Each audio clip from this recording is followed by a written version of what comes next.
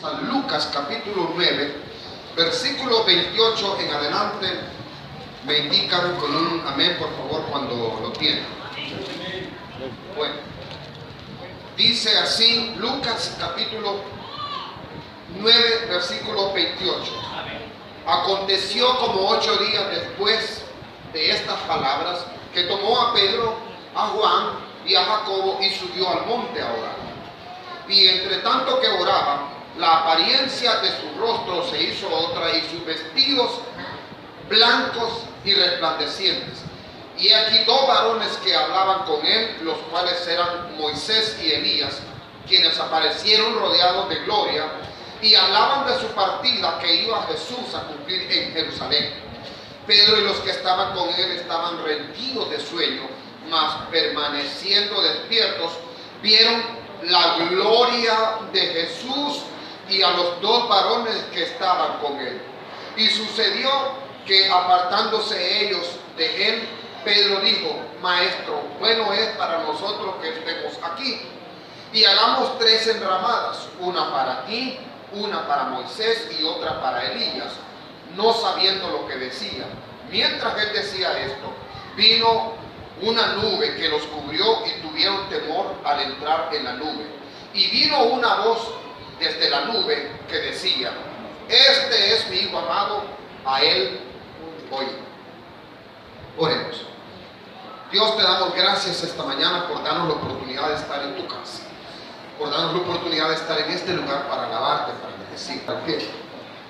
De la serie Grandes Lecciones en el Monte de la Transfiguración, hoy vamos a ver el pasaje que nos corresponde a ver propiamente lo que ocurrió en el Monte de la Transfiguración.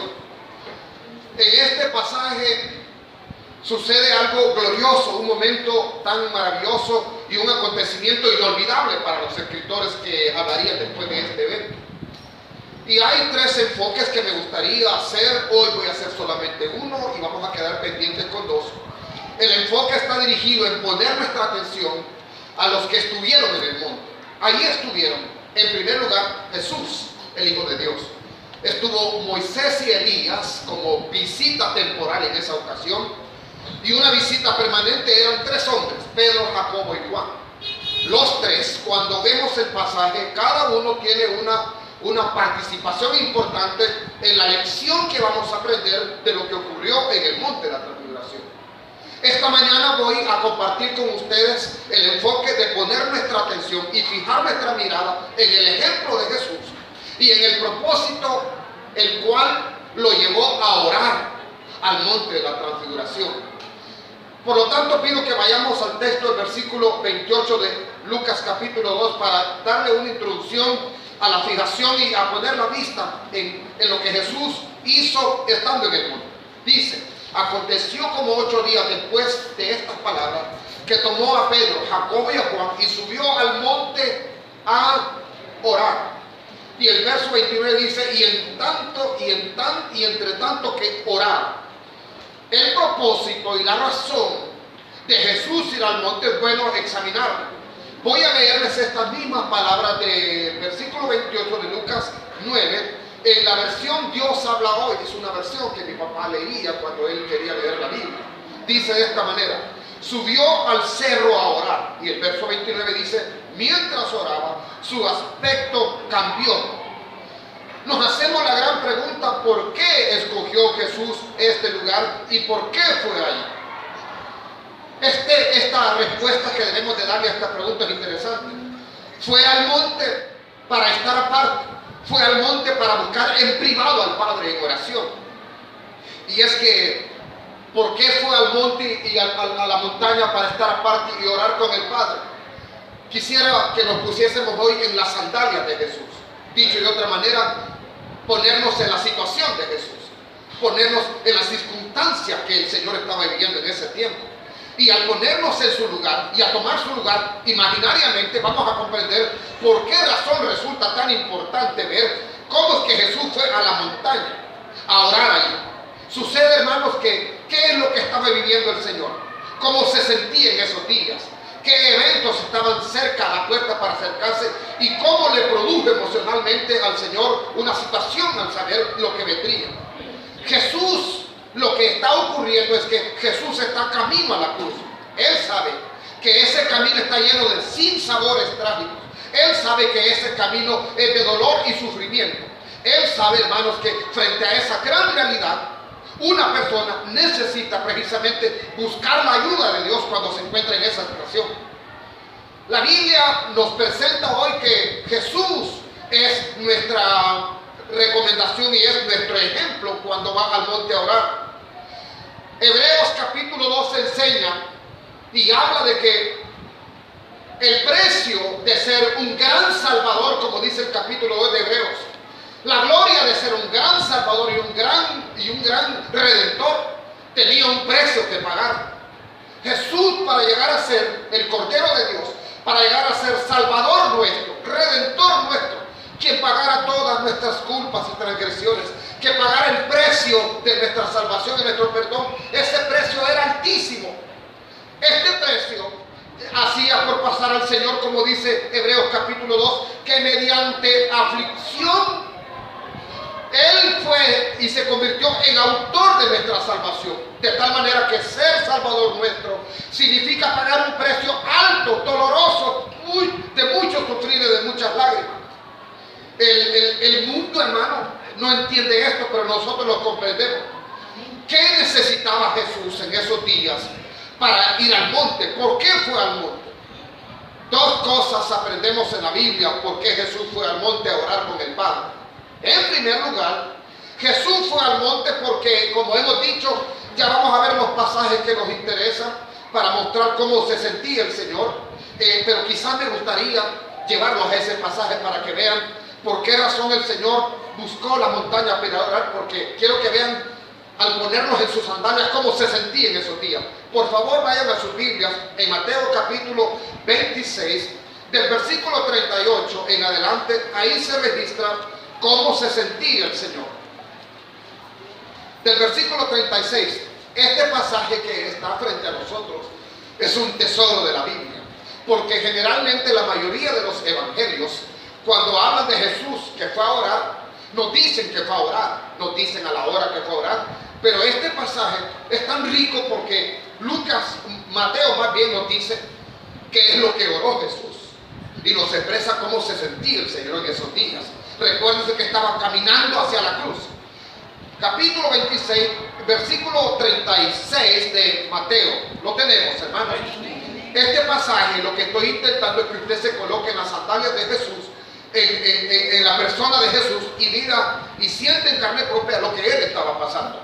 Entonces llegó Jesús con ellos a un lugar llamado Getsemaní y dijo a sus discípulos: sentaos aquí, entre tanto que yo voy ahí y oro. Y tomando a Pedro, a Jacobo y a los dos hijos de Zebedeo, comenzó a entristecerse y a angustiarse en gran manera. Entonces Jesús les dijo: mi alma está muy triste hasta la muerte. La versión que voy a leerles es la versión Dios habla hoy. Dice ahí: comenzó a sentirse muy triste y angustiado. Le dijo a sus discípulos: siento en mi alma una tristeza de muerte. Y enseguida Jesús se inclinó hasta tocar el suelo con su frente y oró diciendo: Padre mío, si es posible, líbrame de este trago amargo, pero que no se haga lo que yo quiero, sino lo que tú quieres, o lo que quieres tú. Con este pasaje frente a nosotros tenemos una idea y un trasfondo cómo se sentía el Señor en esa época, cómo se sentía en esos días. Y Él expresa su estado del corazón y dice: estoy muy triste hasta la muerte. Entonces Jesús fue al monte con esa situación, una cosa real. Miren, hermanos, las cosas reales de la vida son las más duras y las más difíciles. Muchos de nosotros vivimos en un tiempo imaginario. A veces, frente a nuestros planes, somos idealistas, pensamos en cosas perfectas y cómo debería ser la vida, y nosotros nos convertimos como nuestro propio pintor de nuestro cuadro de la vida y damos los colores y hacemos toda la imagen como nosotros lo creemos y lo pensamos, porque ese es nuestro plan A. Y en nuestro plan A no está previsto que nosotros seamos sacudidos por una circunstancia y se nos coloque en un camino donde está lleno de espinos, sinsabores y abrojos. Y cuando uno pasa a estar en una condición de estar en espinos y abrojos, uno sabe que está pasando el plan B y no el plan A, y está pasando tiempos difíciles de la vida. Esas son nuestras realidades. Frente a nuestras realidades, frente a la realidad de Jesús, Él fue al monte para recibir dos cosas. En primer lugar, el Señor, si ustedes observan en Mateo capítulo 26, Él supo, Él entendía que tenía que ir a la cruz, pero siempre pidió al Padre ser guiado. Ser guiado. En primer lugar fue el Señor al monte a buscar al Padre en secreto para tener guianza de Dios. Sucede, hermanos, que tener claridad en los sufrimientos, comprender el proceso personal y entender por qué estoy en esta situación es importante, porque la gente, cuando está expuesta a extremos dolores y a circunstancias muy difíciles, las personas necesitan recibir la guianza de Dios. Voy a hablarles de mi experiencia personal hace muchos años. Sucede, hermanos, que hace años esta iglesia estaba pasando una crisis muy dura, muy severa. Estamos en la adquisición de esta propiedad y habían personas que no querían la iglesia aquí y se propusieron a que la iglesia no se edificara aquí, tanto así que nos mandaron casi al final de esta colonia a darnos dos casitas que estaban en una esquina, y nosotros nos conformamos con eso y empezamos a trabajar. Pero estas propiedades, estos terrenos estaban listos para ser comprados, pero por alguna razón no se podía adquirir este terreno, algún problema de por medio. Y nosotros pedimos al administrador que nos diera estos terrenos y no una iglesita de dos casitas. Era algo que no veíamos apropiado para nosotros. Pero había un interés en que no nos hiciéramos de esta propiedad. Y hubo una persona que dijo que era el apoderado legal del propietario de esto. Y el día que estábamos ya nosotros preparando el terreno y trabajando, estas propiedades estuvieron en litigio muchos años entre dos herederos, y mientras los dos herederos no se ponía claro, uno estaba en el limbo de la vida de la propiedad porque no sabía quién pagarle. Pero cuando sucedió esta cosa, muchas fuerzas se reunieron para sacarnos de aquí. Un día que estábamos edificando las paredes con el hermano Sebastián, sucede, hermanos, que vino ese hombre con una falsa orden judicial y acompañado de dos guardias nacionales, y habíamos como 3 hermanos trabajando y haciendo un poquito de mezcla, levantando las paredes. Y vino el hombre, golpeó las puertas y entró abruptamente, y con una amenaza y con una carta judicial dijo: tengo el poder, los voy a echar fuera de aquí y me voy a dar el gusto de echar fuera de aquí a todos estos hermanos. Y yo estaba en ese día, y cuando vi la policía, vi al hombre investido del cuerpo jurídico como abogado, y vi la nota que tenía de la orden jurídica del juez, me dio mucho miedo y mucho temor, y dije: Señor, le dije yo, que no nos abandones, no nos desampares, no nos dejes avergonzados frente a estas personas. Tú nos has dicho que tú nos has traído a esta colonia para edificar una obra y para edificar tu iglesia. Te pedimos tu respaldo. Bueno, eso fue una presión para la iglesia. Convocamos a oración, a ayuno, y buscamos el rostro de Dios. Por si fuera poco, para agravar la situación, habían algunos hermanos que deseaban nuestro fracaso. Lamentablemente, uno ve en la vida que no todos los que dicen ser evangélicos son evangélicos. Lamentablemente, no todos los que se dicen ser cristianos son cristianos. Toda persona que le desea el mal a otra y desea que fracase en la iglesia y desea que fracase la obra, es cuestionando su cristianismo. La Biblia nos enseña durante 3 cartas que la actitud nuestra frente a otros hermanos de otra congregación con otro nombre, y si ellos han creído en Cristo como Salvador, son nuestros hermanos.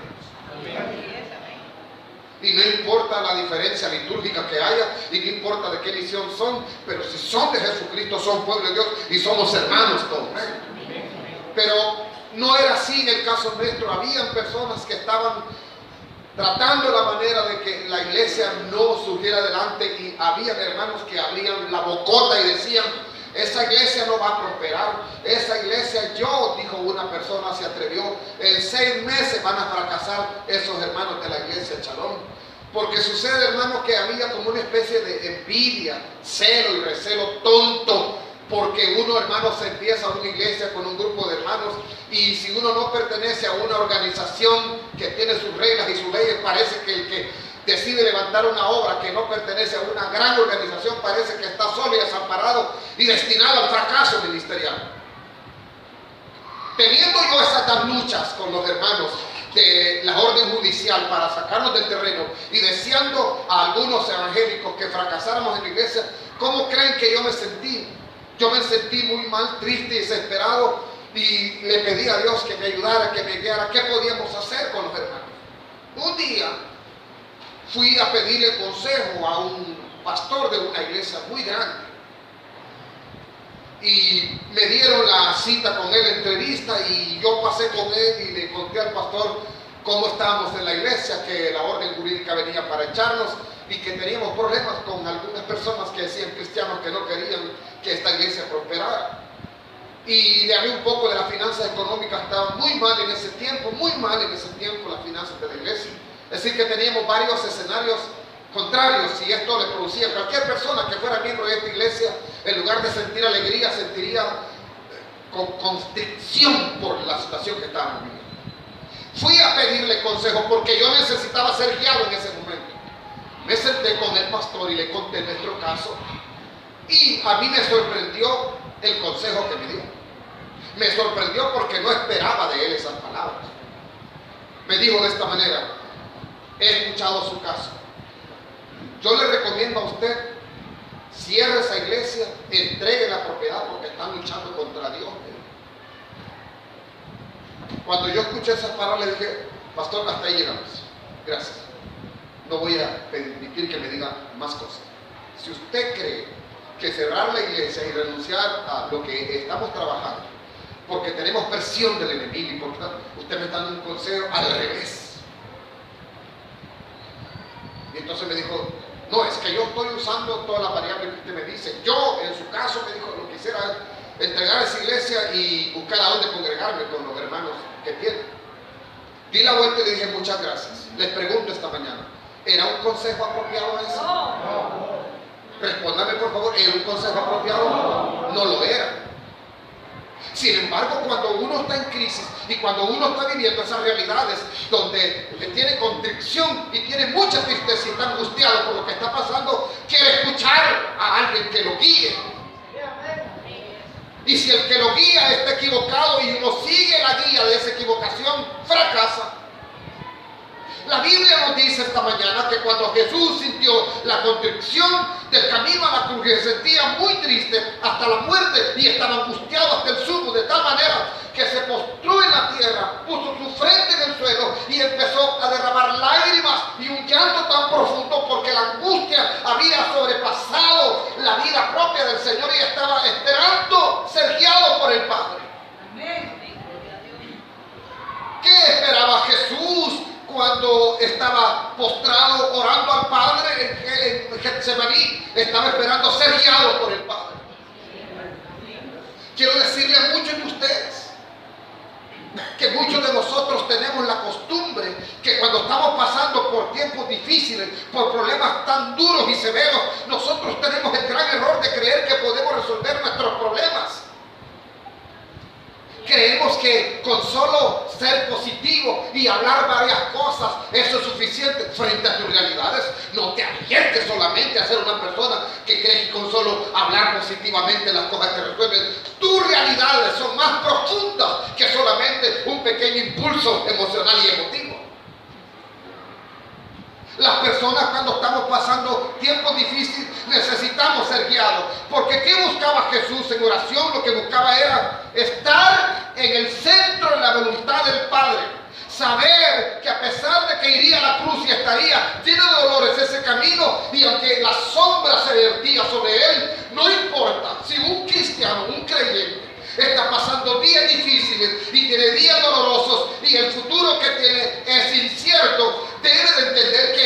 necesita buscar la guianza de Dios, porque no hay nada más recomendable para un creyente que se sepa que está en la voluntad de Dios, a pesar de que tenga sufrimiento, a pesar que no le agrade lo que está pasando, pero si está en la voluntad de Dios, está en el camino correcto y en el camino apropiado. Si nosotros no buscamos la guianza de Dios como la buscó Jesús, tendemos a pedir consejos a personas, como yo lo hice, equivocadas. Y lo que es peor, y si no buscamos la guianza de Dios, y si no buscamos la palabra de Dios para que nos oriente, tomamos decisiones apresuradamente y no elegimos lo mejor. Siempre elegimos equivocadamente, apresuradamente. Cuando Dios tiene para nosotros la respuesta apropiada, cuando Dios tiene para nosotros lo que estamos esperando y buscando su misericordia.